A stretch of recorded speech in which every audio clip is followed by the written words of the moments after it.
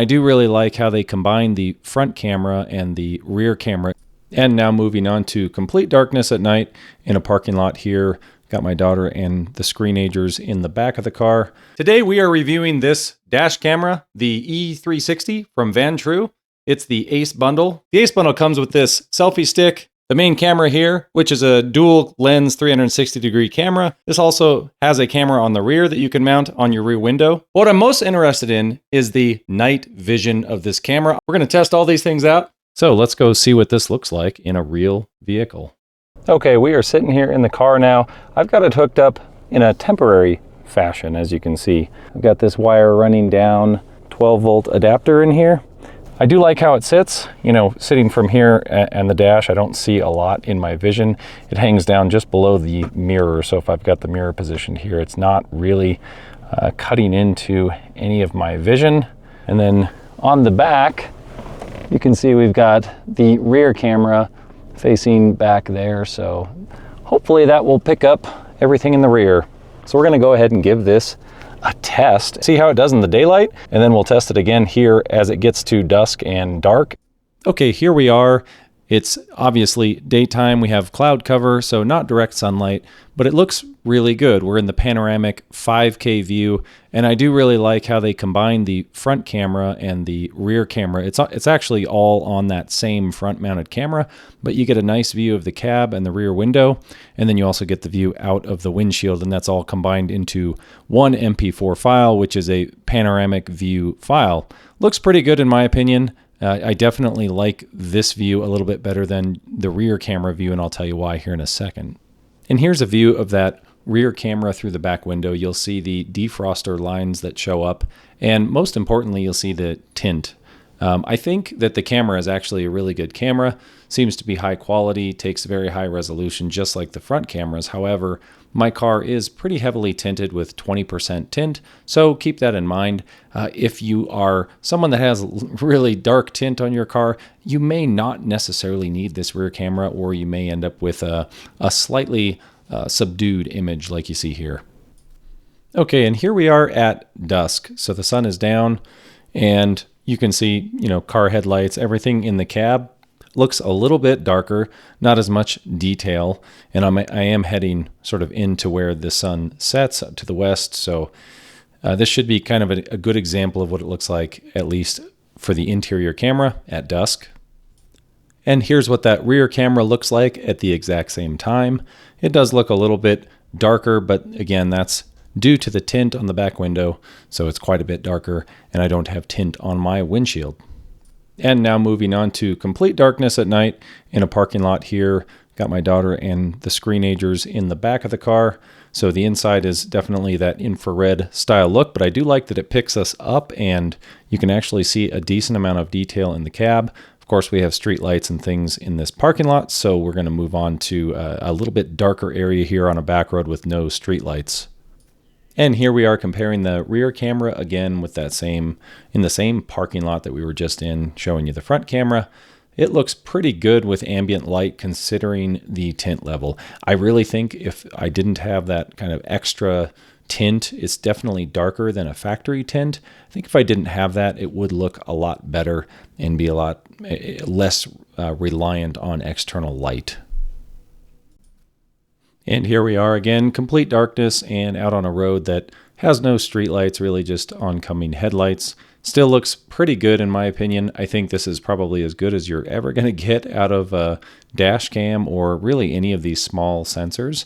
And this, again, this is a upgraded Sony sensor, so it's doing a pretty good job here with low light and pretty much just pitch dark and oncoming headlights. Lots of challenging things for a little camera to deal with. I think it looks pretty good. And here's that same section of road. This is sort of what I expected from the rear camera through the tint with absolutely no street lights. I just have tail light or someone's headlights in the back. And of course, this is quite a bit more challenging than the front camera, obviously. I didn't really expect much at night from this rear camera through tint. And you can see the brake light there. If you've seen enough and you're ready to buy, make sure and use the coupon code THECARGUY in checkout to get 10% off. It does have multiple recording modes. This mode that you're seeing right now is a dual fisheye mode, so it's looking in front of me and behind me. So if I move the camera as I walk, you just get a different perspective. Now you could do dual fisheye in the car as well. You don't need to do the 360 degree, but I think the 360 looks a little bit better and it's combined in one video.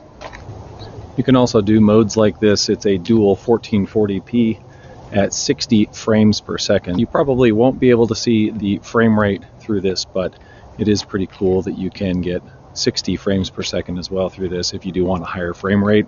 So this is the main camera. You have this 360 degree lens on the front and the back, and it's sort of a panoramic 360 degree view. USB-C and then the connection point to snap it onto your dash connector. This is the mount for the windshield, and this is what connects to the camera. They are 3M based, typical USB-C cable here. This is the 12-volt adapter with a generously long cable. And here's the Vantrue tripod mount, which does have these little extending legs. And then you have the selfie stick, which is interesting. It's got the nice little mount for the camera, but it also has the plug there. Feels very heavy duty. It doesn't feel cheap to me, which is always a good sign. It also has the plug here as a battery stored in here. And the stick also with the battery included does have a nice little indicator light there, so you don't have to go through the software to see what your charge status is. And here's an extremely long USB-C extension cable. And that extremely long cable is for the rear camera if you decide to mount this in your rear window. One thing you will need to remember is it does require an SD card. The screen looks fairly nice. It's small, but I don't anticipate looking at this screen too often. I'll probably just use it to view security footage and see if there's anything I actually want to pull off the card and bring into the house to look at. Or I'll view it directly from my phone. It does have a 5 gigahertz wireless link to your phone, so a much better viewing experience from your phone than this little screen. And you can see a little bit there that it's trying to show us the front camera and then the rear camera on the back. So this camera that mounts to your windshield does both front and rear, so it's going to look into the cab of your car and give you that 360 degree view while also giving you a view out of your windshield. A couple other things I did want to mention. I really do like the mounting system on this. You have this little plug that actually attaches to the fitting, and all you have to do is just slide it on where your mirror is and then slide it off. So when you reach up into your car and you want to pull this out, there's nothing to really disconnect other than that USB-C. Second thing is, when it's facing you in the car, this is what it looks like. And right on the bottom, that's actually where you access the SD card, and that's where the microphone is as well. That's really nice if you want to just be able to pull that SD card out. Really easy to pull it out as it's facing you in the car. So I think that's a really thoughtful design, the way they designed the stick and just kind of how this attaches to the car and the stick itself. Seems like it was really well thought out. It wasn't just thrown together. They actually used it and tested it before finalizing the product, which is always nice to see. So what do I think? There is a really nice kind of cool factor with this, and being able to pull it off and use it sort of like a GoPro or a DJI camera. That's a really neat feature that a lot of the other ones don't have. I like that it's small. I like the mounting for it. And I do like the front panoramic view with the dual cameras. It really does a good job with these two cameras catching almost everything in front and back. One more point I wanted to make about the connection with this.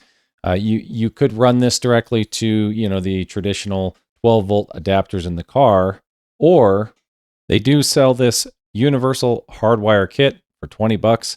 This is probably worth it, especially if you want to take advantage of something that I didn't test in this review, which is kind of the security monitoring of this camera. You can do event tracking, and while your car is off, it will track events, and if someone gets close to your car, it will record and actually store that on the SD card, sort of like Teslas do. They sort of pioneered that Sentry mode feel, and this is capable of it, but I was not able to test that today because I don't have this ACC hardwire kit. Hopefully this helps you make your decision if you're kind of on the fence with this product. I do think it's a good product. I think it's built well. and a lot better than some of the other products that I've tested. Just feels super solid. One other thing, the boot time is ridiculously good. It's maybe 10 to 15 seconds boot time, and it's up and recording. So that was another nice kind of positive to see that they put a quad core in this and it boots up quick. I will have links in the description as always. Till next time, thanks for watching.